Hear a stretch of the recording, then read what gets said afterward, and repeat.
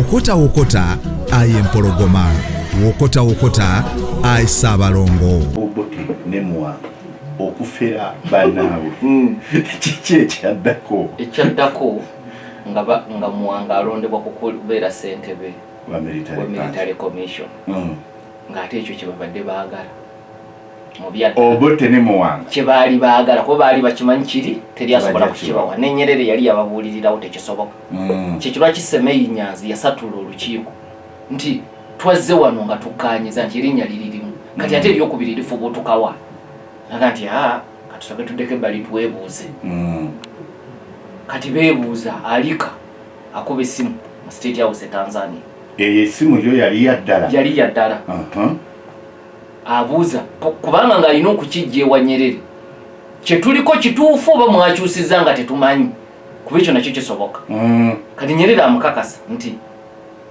kye twakkaanyizaako kyekikyali mu ddiiro kuba Nyerere yali akimanyi nti mu kiseera ekyo wali toyinza kuleeta linnya ly'Obote bali bonna baali bajja kubuna emiwabo kakati oluvannyuma lwaliko okwogera Muwanga avaamu lule ayitamu tavuganyiziddwa era tewaali kuba kalulu. Olina wookoonedde ku Nyerere okugaana Obote yali naye ayogedde naye butereevu bino byonna yabirimu kuba ye yali omuteesiteesi aluka erudda n'erudda butereevu n'okumanya ki ekinagguka n'ekitasobola kugguka kubanga jjukira Nyerere oba oyagala oba toyagala yali yeesalira omusango ku kuvaako kw'Obote. Obote yafuna enkenyera mu ddakiika ezisembayo n'ati ogenda e Singapore mu lukuŋŋaana lwa Commonwealth ng'atidde ng'ebitambula si birungi e Uganda kuba jjukira baali bamwegezezaamu n'enfunda eziwera naye Nyerere ng'amwetaaga nnyo nga yeetaaga abamu ku basajja aboogezi kayingo abasobola okuteeka Ssaabaminisita wa Bungereza mu kifo kye ekituufu. Obote Katonda yali yamuwa ekitone ekyokwogera Muganda gw'ayita omwogezi musiriiza ntamu Muzungu kyayita gift of the gab nga Katonda yakuwa bwe bakwasa akazindaalo omukyala bw'aba badde afumba mmere yeerabira n'esirira n'entobo n'ebwamu kati ye Obote bwe yali kati nyina amugaa nti mukulu tulina okuba ffenna aba Singapore Ssaabaminisita wa Bungereza gye yasinzira nti abamu nno muli wano mwogera nnyo naye muyinza n'okuddayo nga temukyali bakulembeze kumbe yali ategeeza Obote era teyakomawo. Kati Nyerere oba oyagala oba toyagala yali ayagala nnyo Obote adde naye waliwo kye bayita real politic ntera nnyo kikozesa bwe mbeera mbiri eby'Amerika nga real politic alaga nti toyina bw'oleeta linnya ly'Obote mu Moshi nti oyagala abeere ssentebe kubanga omukulu lego tegwali mulungi mu kaseera akatono ke yafugira so nanga nti tusobola okukakkana wano ne tuyitawo era bayitawo Paulo Muwanga ng'afuuse ssentebe wa military commission. Omumyuka we yali President Yoweri Kaguta Museveni ye yalondebwa okumyuka Paulo Muwanga. Kakati National Consultative Council nenakolanga Parliament ne balonda Professor Edward Rugumayo era n'olwalira abali bwangu omu ku abo abaaliko basipiika ba Parliament ya Uganda era ojjukira juzi bwe baali bagaba emmotoka n'abekibawa ne basekandi naye yaliyo so yali ssentebe owa National Consultative Council. Professor Dan Wadada Nabudere n'afuuka ssentebe wa Political and Diplomatic Commission bwe bukiiko obuna Military Commission ak'ebyobufuzi n'enkolagana z'amawanga amalala ne gavumenti yennyini yali okulemberwa Professor Yusufu Kironde Lule.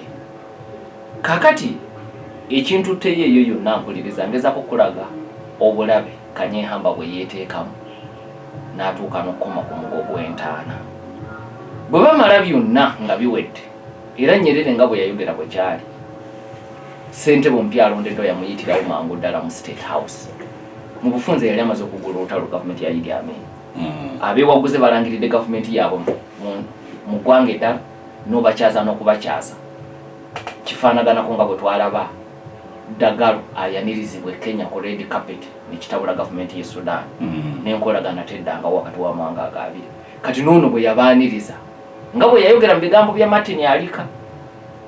So ekyo kyongera okugumza kiri kyobuuza nti ddala Alika yali ayogedde ne Nyerere ekivaamu ekirabi nti era olwaggwa wano Lule yasisinkana butereevu Nyerere mu State House.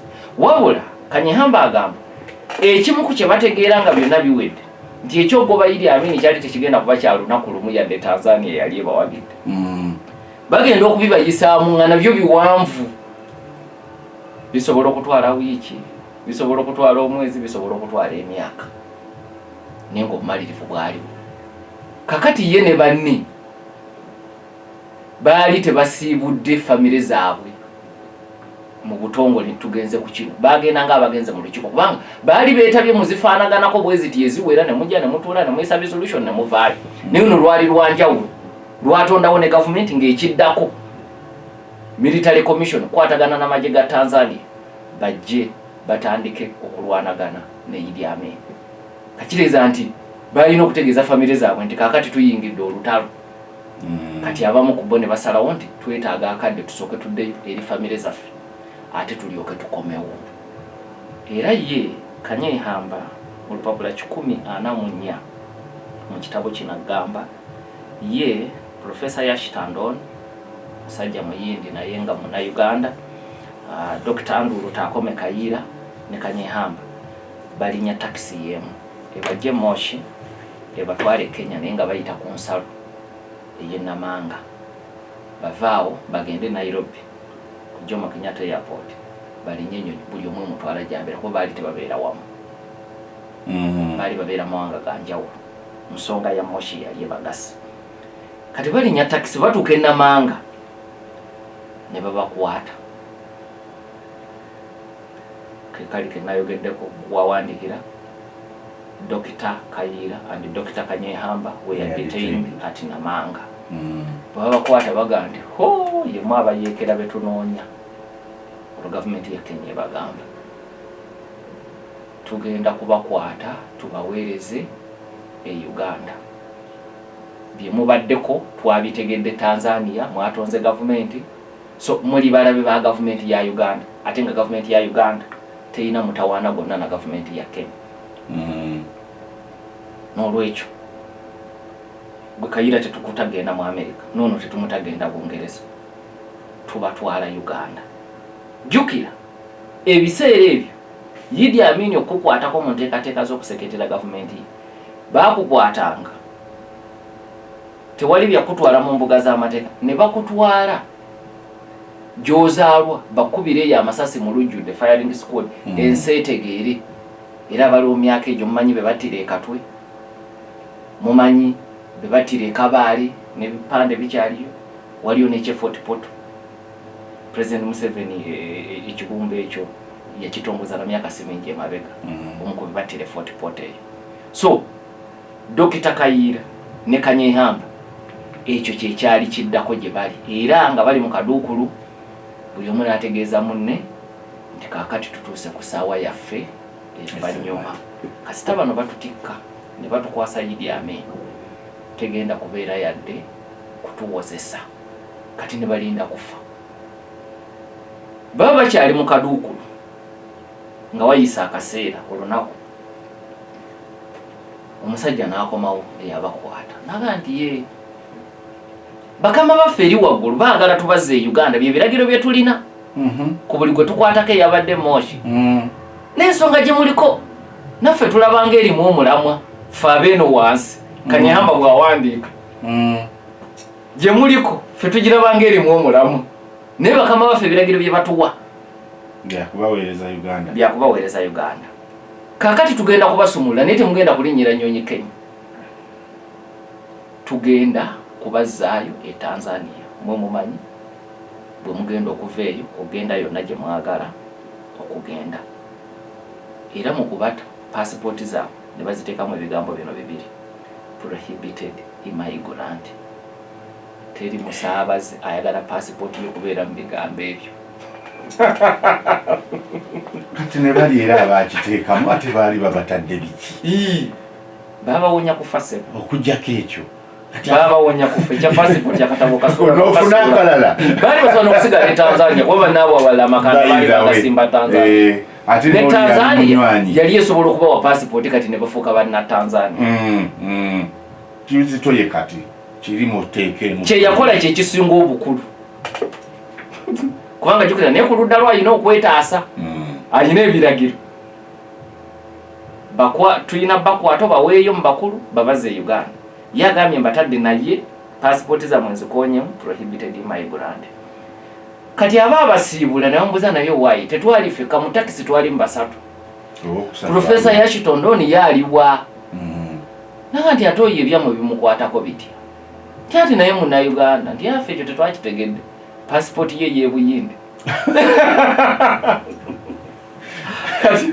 yadde yali mu Uganda amini bwabagoba yaddayo n'afuna passport gyasibuka eyebuyinde era gye yali atambula nayo kati kyali tekikakata ku Kenya in fact kyandibadde kimenya n'amateeka gasi yomuyindi mumuweereze ate mumuweereze Uganda muba mufuuse balunayiza ngowe mbali gayita musulu so babategeeza nti oli yatuuka dda ne gyalaga mwe mubadde muli wano mu Kadukulu babalina bwerativu nti oba oli awo ye bamusindikadde Uganda kati nga mufu naye oli yabakakasa nti oli passport ye teyina we badde eragira nti alina n'akakwate konna ku nsi ya Uganda naye kakati mudde e Tanzania bwe batyo nga badda e Tanzania